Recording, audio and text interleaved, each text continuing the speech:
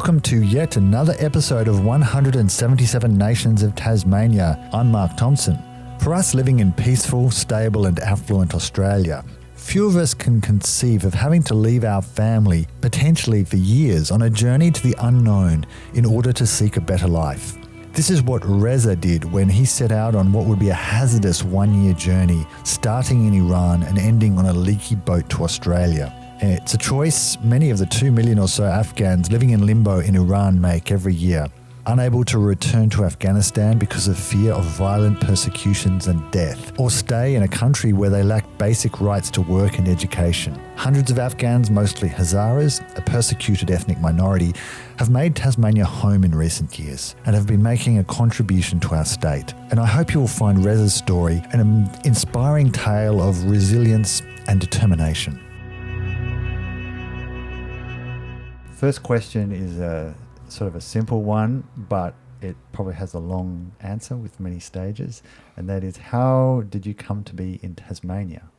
Actually, I've got a job in Tasmania. At first, when I came to Tasmania, Okay. I started work at the Uniform City as a sewing machinist. Okay. Because when I was back home, I was a tailor. It's my bad accent. Tailor means clothing company. You know? Oh, Taylor. Yeah, tailor. Taylor, yeah, not Tyler. Yeah, not Tyler.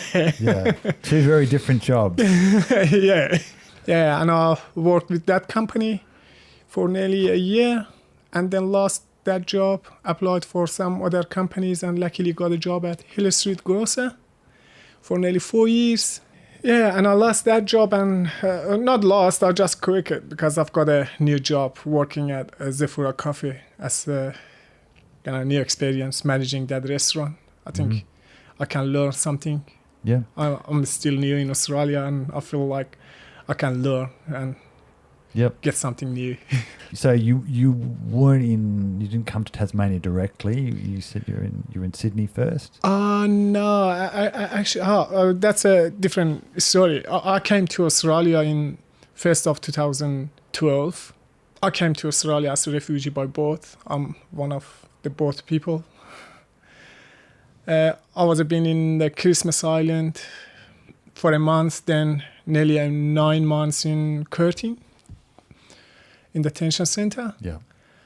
And when immigration believed that I'm the right person, they let me go. And I went to Sydney for a month. So that time was terrible time in my life, I think, because I had no English, no family, no friends. Yeah. And I couldn't find a job in Sydney, it's unbelievable because Sydney's many opportunity. Yeah.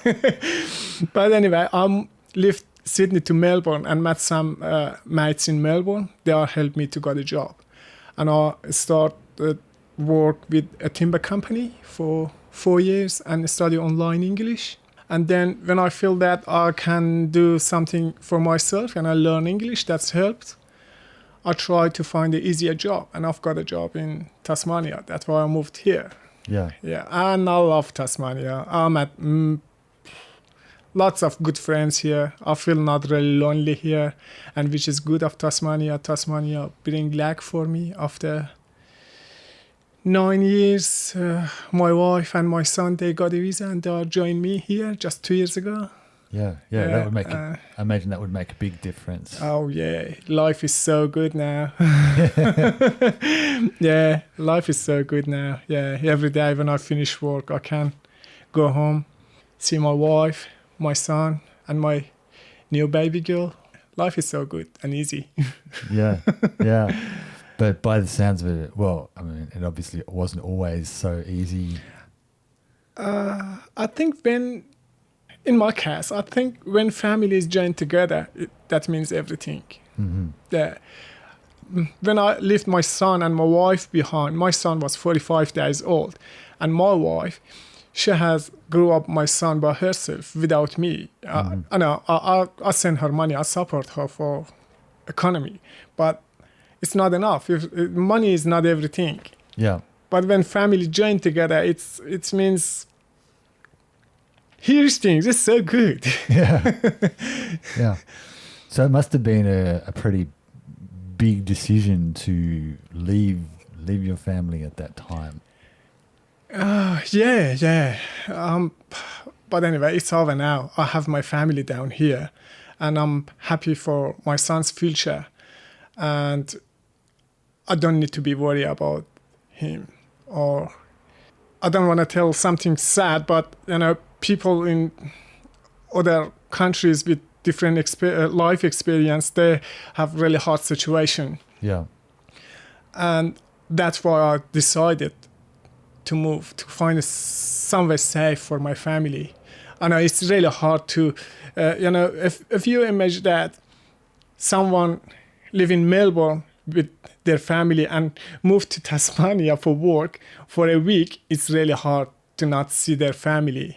Yeah. Yeah, I did that because of the better future, better life, or safe place to live. Did you imagine it would take so long for your family to get together again? Or did you just sort of not think about it at the time? Actually, on that time, really not. But yeah, it takes a long time. On that time now, I never think about it's gonna be take all my life. Yeah. And so in that, just to be clear, your family, your wife and your kid, they were living in Iran while you were here? When I left them behind, they were in Iran. Yeah, because as I understand, a lot of Afghans end up who are escaping it. My parents left Afghanistan long time ago. Okay. Yeah, when I was around 1 or 2 years old. Uh-huh. Yeah, and that means I have no idea about Afghanistan because I've never been there. Yeah, but originally I'm from Afghanistan. Yeah, ethnically I'm back to Hazara people. Yeah, I'm Hazara, and most of Hazara people is migrate to other countries just because there's not safe for Hazara people. Yeah. I guess a lot of people would have heard about the persecution of the Hazara people. Yeah. Because they're a minority in Afghanistan, aren't they? Not a big group of ethnic group in Afghanistan. Yeah, we are a small group of people in Afghanistan, and Hazara people. I think Hazara people is working hard and really sexist, but they have no rights there. Yeah, not a safe place for them in Afghanistan, sadly. But what's the situation in Iran? I've met a few people like in a similar situation to you, whose parents left like 1982 and have brought up in Iran. But from what I gather, you don't have the same rights as a native Iranian. Is that right? Yeah, that's true. Iran is a beautiful country. Iranian is beautiful people. Yeah, that's true. More than 2 million maybe more Afghan people live in Iran, and they have the same situation as me. They have no idea about their culture, their language, their costume at all. But they are not belong to Iran. And that means they are not belong to Iran, and they're far away from their origin culture. They not belong to Afghanistan or Iran, and they are just no one knows who are they. Yeah, and so that's why many people are trying to find another country to take them. There's lots of people. They have no future. Seriously, they have no future because they have no rights at all. They are not allowed to study, to have a good job, to live in a good area, and that's happened to many. I don't know what's called that in English. I mean, for example, my son, he has no rights in Iran. It's my second generation, second. Yeah, they have no rights at all. Yeah, so that means from what I think I've heard is that you can't get an education or at all. Yeah. And as you say, working. Can you legally work? Everyone can work there, but illegally, yeah. Yeah, and there's it's big money, you know what I mean? There's Iran. You can pay money to do something. Yeah. But then you don't have sort of security or safety. No, not at all. You're just hoping. No security or safety at all for a worker. Yeah, especially for Afghan worker. Yeah, so you have to just hope that the employer is honest. Pay you. Yeah. Yeah, an honest person. Yeah. If not, you couldn't do any. Yeah, so it's a very insecure, precarious situation if you're Afghan. Yeah. So how did you go from Iran to Australia? What was the route? I left Iran to Pakistan. Actually, I came to Australia all the way illegally. First Pakistan, then Thailand, Malaysia, and Indonesia. All just pay money. Yeah. Yeah, lots of money, but because I had no choice. No choice. No, it's a hard word for me, sorry. No idea at all in my life. Yeah. That's why. So, I mean, that's a pretty big route to come all those countries. Yeah. And quite difficult, I would have thought. It was really hard, yeah. That time I just focused to find a safe place, to get somewhere safe. And that's why I really didn't care about about my life. I just focused on to get my goals, to set my goals on, just don't care, just coming out. Yeah. And how long did it take? How long was that journey? It took me nearly a year on the way. Yeah. Yeah, right. So you had to spend time. Yeah, spend time each countries to find someone or yeah. So you would have gone from Indonesia and you tried to go by boat to Australia. Yeah. And knowing the Australian policies to intercept. So your boat, was it intercepted? Stopped? That's maybe that's quite funny, but in my life, the first time when I saw police cops, that made me really happy. All right. On that time when I was in the boat and I saw the Australian police army on the boat. And that time, I just feel like, oh, okay, now I'm safe. Yeah. So excited to see them, yeah. Most people would not expect that. No, that time, the happiest, I think, time in my life to see a police cab. But because before that, all my life, I'm 14 now, all my life just ran away from the cabs. Yeah.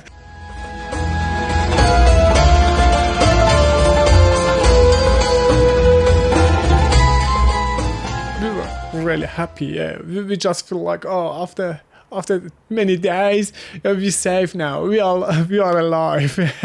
And did you know that you would then be taken? That you would have to go to Christmas Island or one of the? Yep. Yep. Yeah. I heard, before that, I heard that. Yeah, but I think it should be like that anyway. Not it should be taken that long, but I think they need to process who they are. They should know that. Who is coming to this country. I think everyone should respect that. To be in the detention center when you come to a country illegally, I think we should respect that. Oh, we have to stay in the detention center for a while to they knows who we are. So how long were you in the detention center? Totally, I think 10 months. So a combination, some on Christmas Island, and then you were taken to... Yeah, a month in Christmas Island and another 8 or 9 months in Curtin. And that Curtin's in Western Australia? I think Perth, yeah. Perth, yeah. Yeah. And when did you find out that you would be leaving detention? When I was in the detention center, that was my duty every day. Just running, go to the gym, go to the English class, or going to the office to check my name is on the wall or not. Okay. For many years, and finally I've got my name on the paper, and the day after that, they got me off the detention center. And so then that was when you went to Sydney. Yeah. First of all. Yeah. And what did you know much about Australia before you came here? Really not. No. Iranian government tried to deport all the Afghan refugee back to Afghanistan, and I had no idea about Afghanistan. That's why I tried to find a better place to live for my family. That's why I moved to Pakistan. And when I was in Pakistan, everyone talk about the other countries, like Australia or somewhere else. And I just decided, I don't know. And I'm happy now. Yeah, it takes a long time, but I'm happy, yeah. You just knew the name. It wasn't that, say, Australia's this... Actually, I'll watch the movies when I was back in Iran. That's Australian movies. I don't know what it was called that by Australian name, but we called Skippy. That's a kangaroo. Oh yeah, well yeah, that's really famous. Yeah, yeah. Okay, I watched that movie in Iran when I was kid.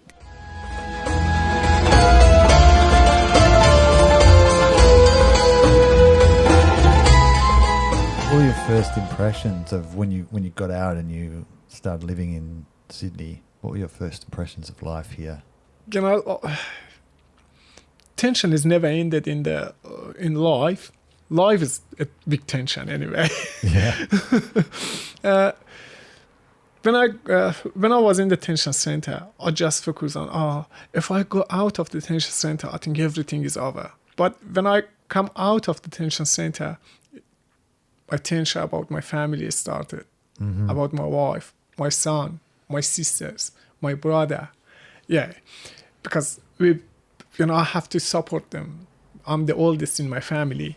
And it's a culture when the oldest in the family, like especially men, have to support all the families. Yeah. That means for their food, their dressing, their everything. Right. Yeah. And it's started. After that, I just focus on finding a job, working, support them, and focus to find a good lawyer to process my family's case. At the time, how you feel? Did you feel about things at that time? Did you think that there was a good chance that you would be able to get your family here, or were you a bit worried?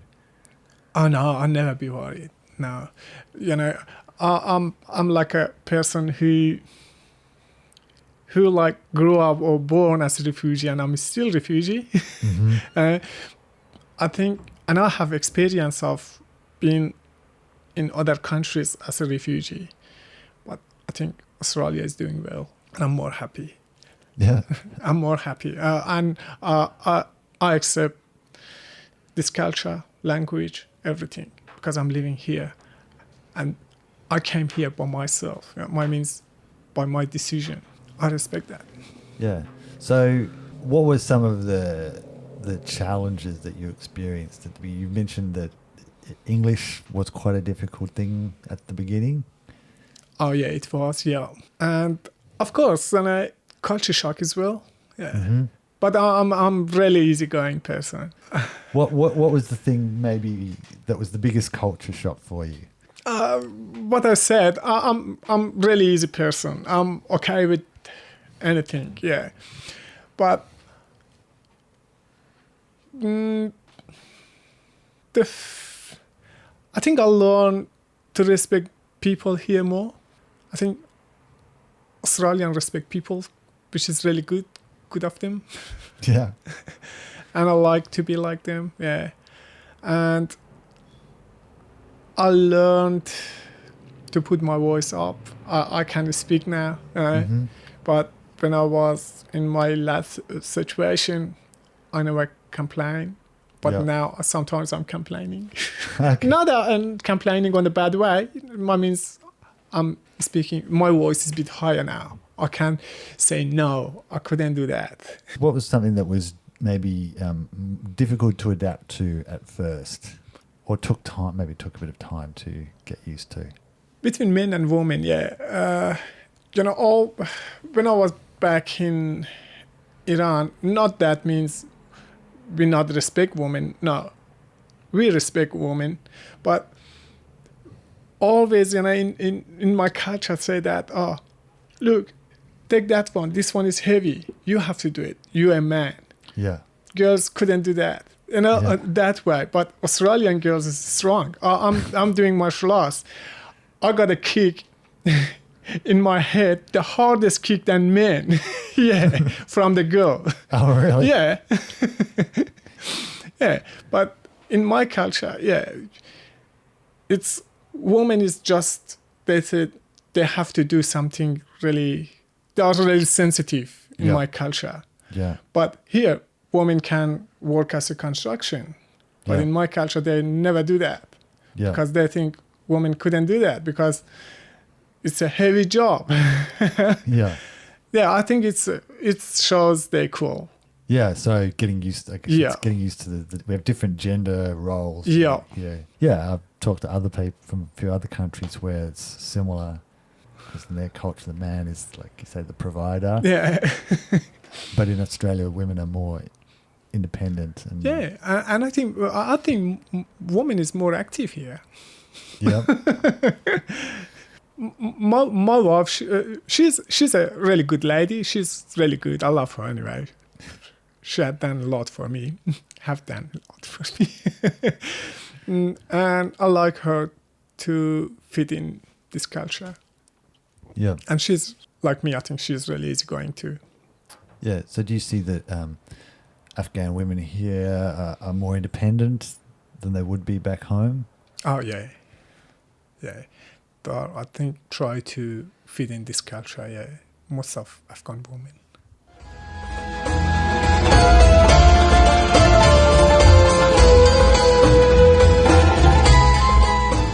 Did you know, like, what were some differences you might have noticed after being in Melbourne and Sydney?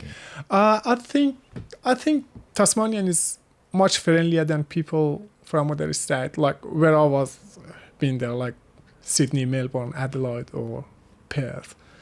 I think Tasmanian is super friendly, and Tasmanian nature is the best, beautiful. Yeah. I remember when I came to Tasmania, there's where I was living in Muna. There was a bar, and I went to that bar to have a beer, and I just sat at a corner with myself, and someone has come to me and said, "Why you sit here?" I said, "I'm alone. I'm new in Tasmania." He asked me, "Oh, come on, man, join me. You're not alone, mate." It's so nice of him. He's older than me, but it shows, how friendly is Tasmania. And I'm going to a gym that called HTC, and they are like these days. Actually, my life is getting really busy. I couldn't make time to go there. Really sad. I'm so sad and miss them. But they are like a family. They took me everywhere, to the party or to competition or everything. They are really helped me. No, they are really good people, good friends. Yeah. Yeah, because those kind of things are really important when you're coming to a new place. Yeah.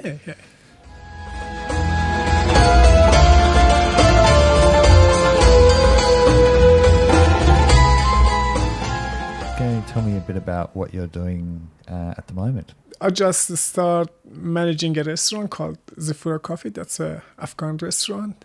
And yeah, I'm working there. That's a good experience. I try to learn a bit more about the...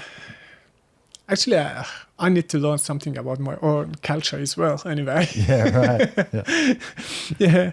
And yeah, I think I love it. Yeah. And I can introduce our food to the Australian. And if you wanted to introduce Australians to Afghan food culture, what would be the first things you'd tell them about?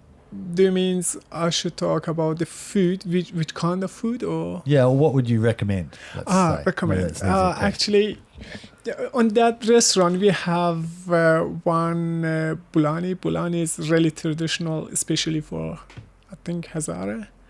And we have gabuli pulao. Bulani is like a flat bread. We fill it with potato and spring onion, and that's really yummy. And gabuli pulao, which is rice with sultana and carrots, and we serve it with the lime shanks, and that's really yummy and good. Yeah. I recommend that. And we have kebabs as well.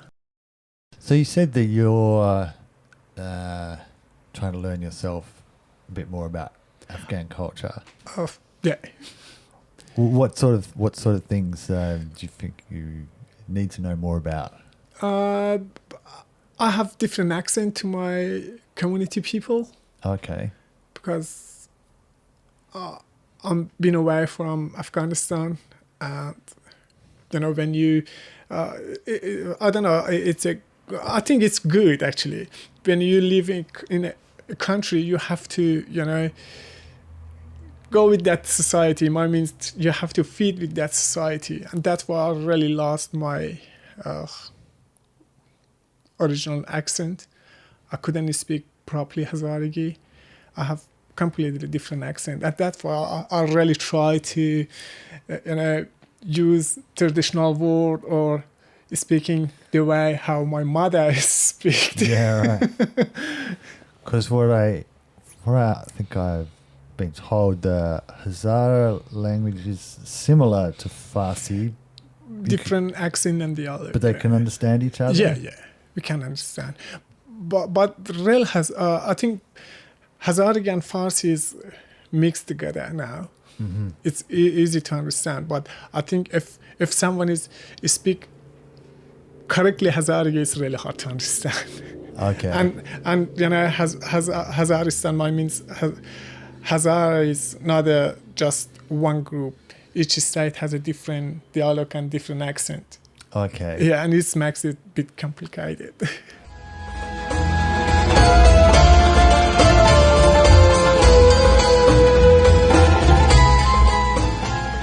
How did you actually get your first job in Tasmania? One of my friend from Red Cross, he helped me. The first job, I applied online, sorry. But Okay. the second, at Hill Street, one of my friends, he worked at the Red Cross. He used to be work there, and he helped me to get there. Yeah, and I know it's really hard to find a job in Tasmania. And I think that demonstrates the way people get jobs in Tasmania. Is it really helps to know somebody. Yeah, who can, yeah, exactly. To have a Tasmanian reference or something. Yeah, I'm saying that as you probably know now, there's not that many jobs that you just find advertised. Yeah. Even online or in the paper. No, I think I was lucky to get a job here. And at the first, when I came, I applied online to get the Uniform City and start work with them. And then when I lost it, because my boss, he's retired and sold his company, that's why I lost it. And then that my friend, he helped me to get in the Hill Street. And now I've got this job and new experience again. Yeah.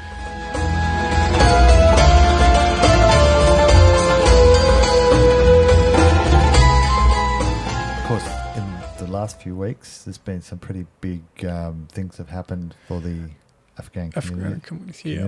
Mm-hmm. And I believe you were at one of the rallies last weekend. Yeah, we were in Launceston yesterday for the rallies. Yeah. So, could you tell me a bit more about what went on there and what in Afghanistan at the rally and Afghanistan too, of course. Actually, it's really nice to see people who are support Afghan community or Afghan people supporting Afghan people in Afghanistan. It's really nice to see that, and I think that's the only thing we can show that we are not happy with the Taliban, and we are worried about the people in Afghanistan. That's the only way, I think. So, how have the local sort of Afghan community, how have people generally been feeling about the changes in Afghanistan recently? Oh, everyone is shocked, and everyone is worried, of course, because they have family back in Afghanistan. And actually, I really like to say that because I feel all the Afghan people here have a family back in Afghanistan, but I really can understand and feel people who came to Australia like me as a refugee.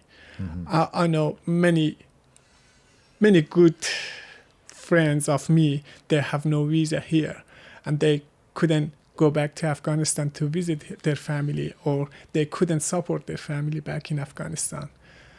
And they have family and they have children, they have mother, father, sisters and brothers. They are in danger in Afghanistan with that bad situation. And they're here. It's really hard when you living a good situation and you have a family in the really bad situation.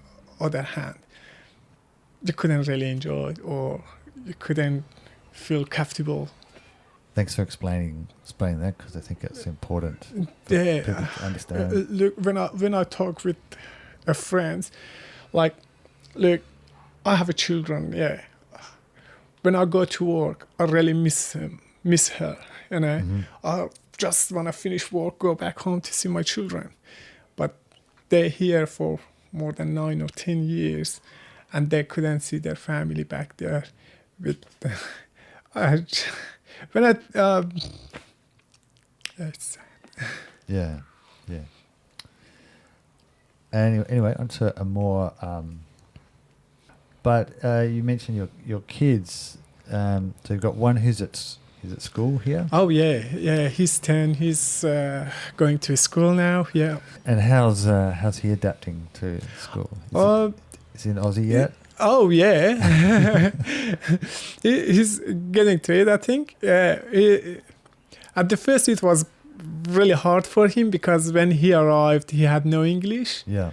And of course, he has some difficulty still, but he's much better now. He met some friends there. He learned English, and sometimes he fixed my grammar. Yeah.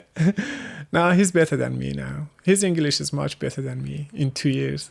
Yeah, kids learn the language so quickly. Yeah, they just pick up very easy. Yeah, it's incredible. And is he talking like an Australian already? I think, yeah. He other thing is so funny with him. He makes me joke with my accent as well. Oh, really? Yeah. I think he got really Australian accent. Yeah.